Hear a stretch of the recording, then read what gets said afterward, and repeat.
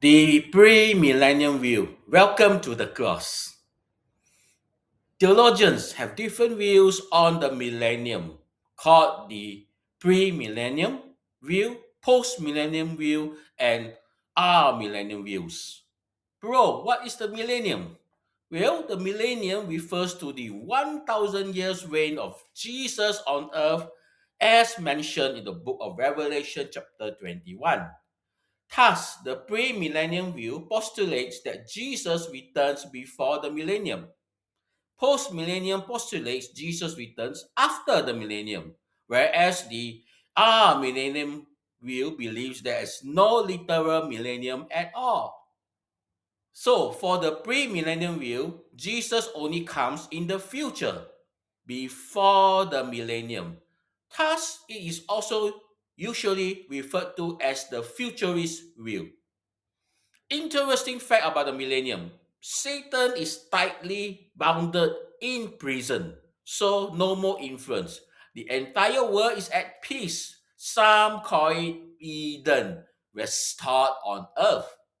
Also, during the millennium, non believers still exist on earth and still procreate, and all non believers will be deceived by Satan at the end of the millennium when Satan is released from captivity. And this will lead to Armageddon, the final battle in the Bible.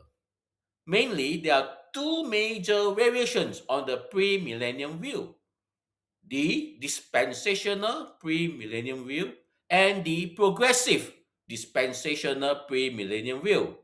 It's quite a mouthful, my apologies. There are common grounds between them. The first common belief is that Revelation is literally interpreted, and the same goes for all its prophecies, especially about the worldwide catastrophes.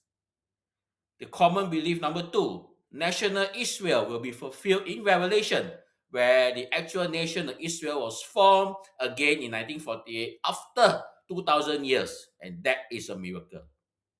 Common belief number three: there are many different eras. There's an era of innocence, era of conscience, era of law, era of promise, era of grace, and these different eras give rise to the name of dispensational. For example, the era of innocence refers to the era during the time when Adam and Eve were still innocent in the Garden of Eden. Era of conscience is when they were out from the garden, they were kicked out and they begin to know what is good and evil. There is the era of law. That's when Moses gave the law to the people of Israel. The era of promise. That is when God promised the Israelites the land filled with milk and honey, and where Joshua conquered the land. Then the era of grace is when our Lord Jesus Christ came and saved us through Calvary. And of course, we have the coming millennium era. Also, the common belief number four, Revelations chapter 1 to 3, would be the dispensation of time that is in the past, already over. Whereas Revelation chapter 4 onwards are all the future dispensations of things not happened yet. What are the differences between the dispensational pre-mill and progressive dispensational pre-mill? To clarify, the progressive dispensational pre-mill is not progressive Christianity like in the USA, and it's also not a progressive political party. The progressive dispensational is strictly a theological term coined by theologians. Generally, the progressive dispensational subscribes to the already and not yet. Feel free to check out my other video titled What Every Christian Should Know, the Already and Not Yet. Thus, the progressive dispensational premillennial believes in partial fulfillment of prophecies that happened in the past, the already, and the future full fulfillment of prophecies, not yet, throughout the book of Revelation. This makes it different from the older dispensational premillennialism. The progressive sounds like a combination of other millennium views. So, bro, is it cheating? Well, not really. Let me give you an example. The event of 70 AD, where the Romans destroyed the Jewish temple.